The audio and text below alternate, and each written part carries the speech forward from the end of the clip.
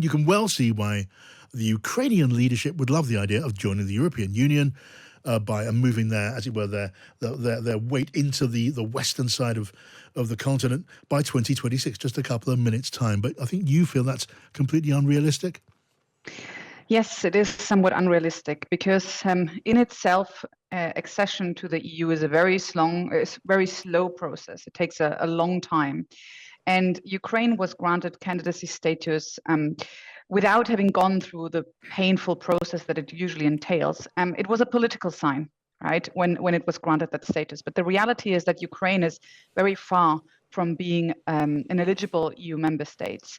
We recently heard about allegations in regards to corruptions. Yeah. There are concern about the rule of law. You have to keep all of these things in check if you want to become an EU member state. Yeah. And I think a critical issue that we are ignoring at this point is that, firstly, there is still a war raging in Ukraine right now. And secondly, Ukrainians are now heavily armed. So the EU is going to be very careful about accepting a relatively volatile country into their rounds. Right, so getting a bit closer to this then, there are some big boxes that a country has to tick before it can become a serious contender to be a member of the European Union. And I guess one of the biggest ones right now is the requirement for it to be a stable democracy. And right now, Ukraine is at war. And even as and when the war is resolved in some way, there will still be a tense aftermath, a legacy, which will be taken into account, I guess, Anna.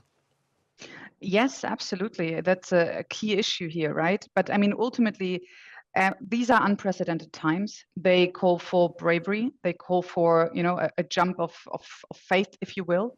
And we've already seen this by granting Ukraine membership candidacy status, if you will.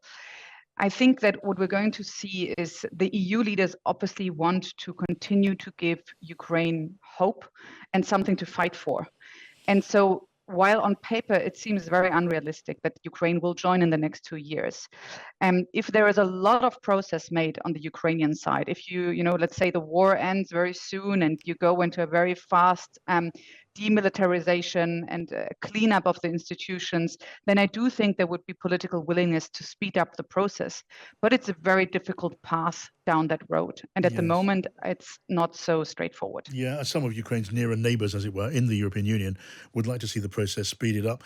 But Emmanuel Macron, president of France, he has spoken just over the course of recent months of it taking decades for Ukraine to be a member of the European Union. Is decades more realistic, do you think, Anna? No, I think at this point in time, decades is probably too far out.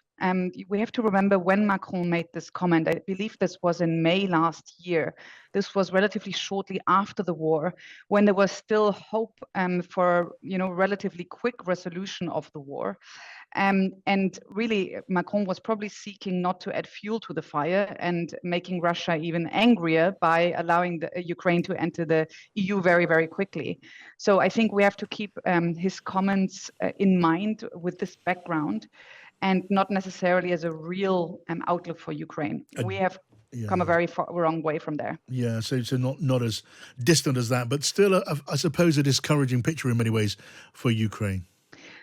Yes and no. I think yes for the short term, but I believe that politicians are going to be willing to speed it up as much as realistically possible.